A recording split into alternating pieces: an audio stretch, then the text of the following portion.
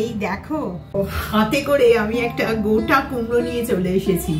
এই কুমড়োটা দিয়ে আজকে বানাবো একটা নতুন রেসিপি। শুধু একটা নয়, একসাথে কুমড়ো দিয়ে বেশ কয়েকটা রেসিপি বানাবো। তাহলে দেখতে থাকো আজকে আমার এই নতুন কুমড়োর এপিসোড। নমস্কার, আমি পারমিতা। আমি আছি আপনাদের সঙ্গে পারমিতার পাকঘরে। যারা এখন পর্যন্ত আমার চ্যানেলটিকে সাবস্ক্রাইব করেননি তারা প্লিজ সাবস্ক্রাইব করে নিন, আর তার সাথে সাথে বেল আইকনটা বাজাতে ভুলবেন না, কারণ যখনই আমি নতুন আনবো রেসিপি আপনাদের কাছে, তখনই আপনাদের কাছে পৌঁছে যাবে আমার চ্যানেলের ইনস্ট্যান্ট নোটিফিকেশন।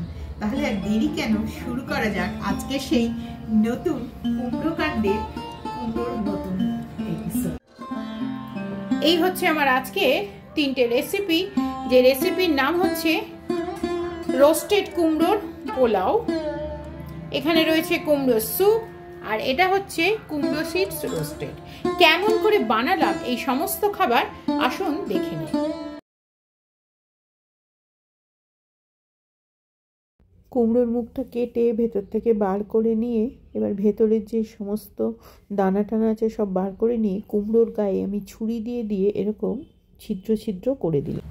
আমি একটু তেল ব্রাশ করে দিচ্ছি ভালো করে, কারণ হোল কুমড়োটাই কিন্তু একটা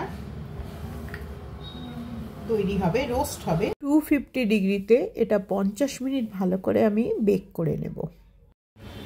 কুমড়োর যে বিচেটা বেরোলো, সেই বিচেটাকে আমি প্রথমে একদম একটা নর্মাল প্যানের মধ্যে দিয়ে এটাকে আমি রোস্ট করে নিচ্ছি, যেটা পামকিন সিডস তৈরি হবে। যে পামকিন সিডসটা আপনারা স্টোর করে রাখতে পারবেন, যেটা স্টোর করা থাকলে আপনাদের উপকার এটা হবে, যখন আপনারা কিছু বেকড আইটেম বানাবেন সেগুলোর সঙ্গে বা কোনো মিষ্টি জাতীয় জিনিস বানালে সেগুলোর সাথে কিন্তু আপনারা কুমড়োর দানা যে বাজার থেকে পামকিন সিডস কিনে নিয়ে আসেন সেটা আর কিনতে হবে না। এটা কিন্তু বাড়িতেই সম্পূর্ণ রোস্ট করে রেখে দেওয়া যাবে।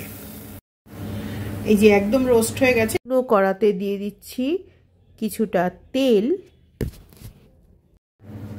কিছুটা পরিমাণে পেঁয়াজ, রসুন বাটা, সামান্য একটু আদা বাটা, একটু লঙ্কার গুঁড়ো, একটু হলুদ গুঁড়ো, একটু ধনে গুঁড়ো এবং একটু জিরে গুঁড়ো পেঁয়াজ ভাজার উপর দিয়ে একটু জল দিয়ে দিলে এই সমস্ত একটা সুন্দর মশলা কিন্তু তৈরি হবে। এবারে এটা তৈরি হয়ে যাবার পরে এর মধ্যে আমি একটু নর্মাল সাদা ভাত দিয়ে দিচ্ছি, সামান্য একটু লবণ দিলাম, ভালো করে একবার মাখিয়ে নিয়ে একটা রাইস তৈরি করে নিলাম। এটা আমি পনির দিচ্ছি, আপনারা চাইলে চিকেনও দিতে পারেন, কিন্তু এর মধ্যে আমি এবারে মেশাবো একটা। এবারে এর মধ্যে দিয়ে দিচ্ছি আমি একটু বাটার, বাটারের সাথে আমি দিয়ে দিচ্ছি একটা ডিম। এটা একটা মুখরোচক রাইস তৈরি হলো, কিন্তু এটাকে আমি একটা বেক করব কুমড়োর ভেতর দিয়ে, সেটা পরবর্তীতে আমি আপনাদেরকে দেখাচ্ছি। প্রথমে কুমড়োটা এখনো কিন্তু বেক হচ্ছে, ততক্ষণ অবধি আমি বাকি অন্যান্য যা যা রেসিপি কুমড়ো দিয়ে সম্ভব সেগুলো একটা একটা করে আপনাদেরকে করে দেখাচ্ছি। এবারে এটা হয়ে গেছে প্রায় 45 মিনিট এটা বেক হলো, একদম দেখুন ঠান্ডা হয়ে গেছে। এবারে এর ভেতরে যে জিনিসটা একদম নরম হয়ে গেছে কুমড়োর, সেই কুমড়োর কাইটা দেখুন আমি আস্তে আস্তে করে বার করে একটা মিক্সির জারের মধ্যে দিয়ে দিচ্ছি। পড়ে রইল এই যে কুমড়োর খোলাটার অল্প একটু ভেতরে সামান্য একটু কাঁচ কিন্তু লেগে রয়েছে। এবারে এই যে কুমড়োর যে ভেতরে অংশটা বার করে নিলাম, এর মধ্যে আমি একটু লবণ, এই লবণটা হচ্ছে বিট সল্ট দিচ্ছি, দিয়ে দিচ্ছি একটু গোলমরিচের গুঁড়ো, আর দিয়ে দিচ্ছি একটু দুধ।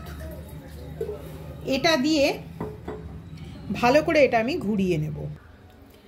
এবারে প্যানের মধ্যে দিয়ে দিচ্ছি বেশ কিছুটা বাটার, এই বাটারটার সাথে দিয়ে দিচ্ছি অল্প একটু রসুন বাটা। এইটা একটু গরম হতে হবে। এর সাথে আমি এটার সাথেই আমি দিয়ে দেবো এই যে বেটে আনলাম এটা। দেখুন একটা স্মুথ কিন্তু কুমড়োর স্যুপ কিন্তু তৈরি হচ্ছে, যেটা খুবই হেলদি। যেহেতু কুমড়োটা অলরেডি রোস্ট হয়েছে সেজন্য এর ভেতরে যে একটু কাঁচা ভাব থাকবে সেটা কিন্তু এর মধ্যে একদমই নেই। লবণ এইটা ধিমে আছে, কিন্তু ধীরে ধীরে ধীরে ধীরে এটা বয়েল হতে হবে, সেজন্য গ্যাসের ফ্লেম একদম কমিয়ে দিলাম। যেহেতু রসুন দিয়েছি একটা গন্ধ হতে পারে, তাই রসুনটার সঙ্গে দুধটার সঙ্গে এটা কিন্তু সম্পূর্ণ ফুটে গিয়ে একটা সুন্দর স্যুপ কিন্তু। কসৌরি মেথি একটু মিশিয়েছি, দেখুন একদম সুন্দর তৈরি হয়ে গেল। আসুন এটাকে আমি প্রথমে পরিবেশন করে নিই।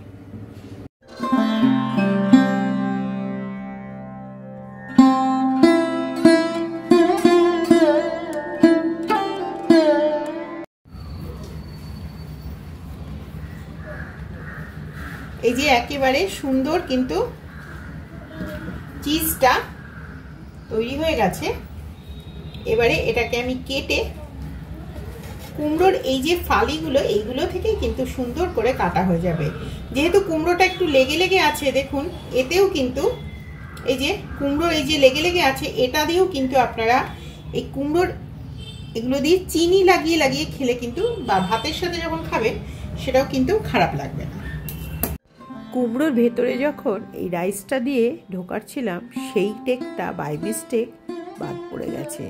আসলে এটা পুরোটাই রাইসটা ভেতরে দিয়ে আরও 2-3 মিনিট ওপরে চিজ দিয়ে আমি ঘুরিয়ে নিয়ে এসেছি। কেমন লাগলো আজকের রেসিপি অবশ্যই আপনারা কমেন্ট করে জানাবেন।